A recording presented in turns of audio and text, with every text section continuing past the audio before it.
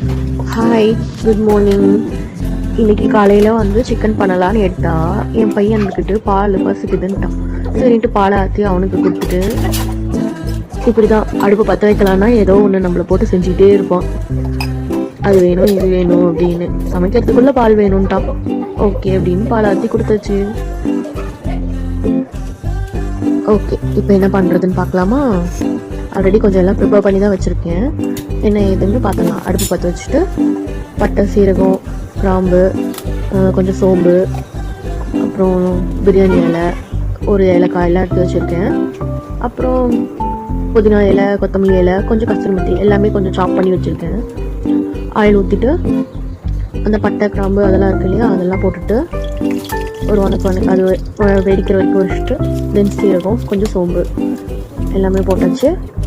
இன்னும் அரைச்சி வச்சுருக்க வெங்காயம், சின்ன வெங்காயம் அரைச்சி வச்சுருக்கேன். ஸோ அதை அப்படியே போட்டு வணக்கிட்டேன்.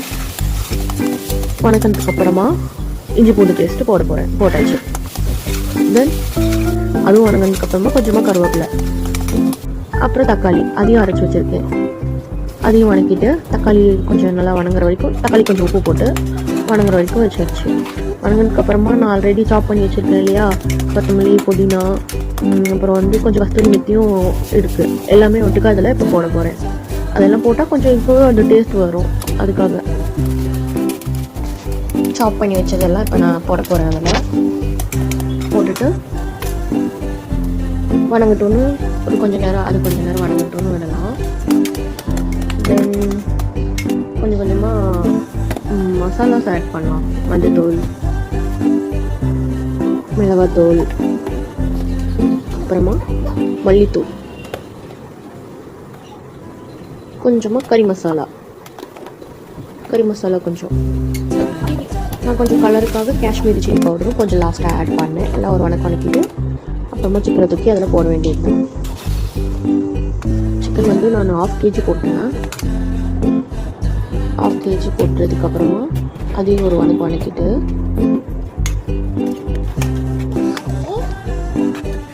நல்லா வணக்கணும். தண்ணி அதுமாதிரி மசாலா நல்லா உள்ளே இறங்குற வரைக்கும் ஒரு 4 வணக்கிட்டு அப்புறமா கொஞ்சமாக தண்ணி தெளித்தேன். அதை வீடியோவில் காட்ட மறந்துட்டேன்.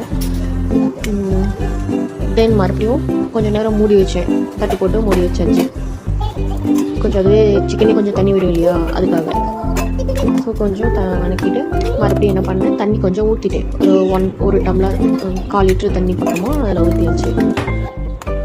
அப்பப்போ கிளறி மட்டும் விடலாம். கறி நல்லா எல்லா பக்கமும் வேகத்துக்காக மட்டும் கொஞ்சம் நேரம் தட்டு போட்டு மூடி வச்சிடலாம். 10 மினிட்ஸ் நல்லா மூடி வச்சிருந்தோம். ஓரளவுக்கு கறி வந்துச்சு. இப்போ நம்ம அப்பப்போ கிண்டி மட்டும் விடலாம். இப்போ நல்லா கொதி வந்துடுச்சு. ஓகே, ஓரளவுக்கு செமி கிரேவி ரெடி ஆகிடுச்சு. எனக்கு கொஞ்சம் இப்படி இருந்தால் தான் பிடிக்கும். லாஸ்ட்டாக கொத்தமல்லி தூவி முடிச்சாச்சு. அடுப்பு நிறுத்தியாச்சு.